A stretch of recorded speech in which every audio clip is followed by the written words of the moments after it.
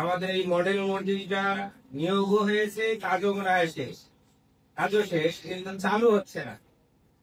এই মডেল মসজিদটা চালু হলে আমাদের অনেক উপকার হবে। জেলা প্রশাসকের সে আকর্ষণ করছি যাতে অতি দ্রুত চালু হোক।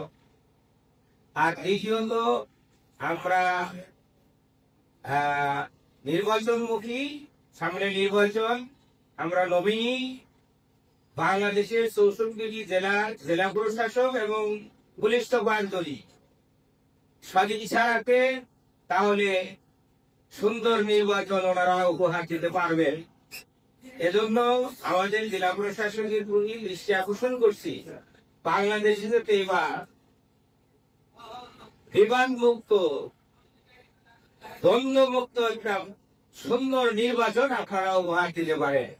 এটা আমাদের কামনা। যদি সুন্দর নির্বাচন হয়, বাংলাদেশ এগিয়ে যাবে। যে সমস্যাগুলোর কথা হচ্ছে, ভালো মানুষ নির্বাচনে আসলে দেশ অটোমেটিক্যালি ভালো হয়ে যাবে।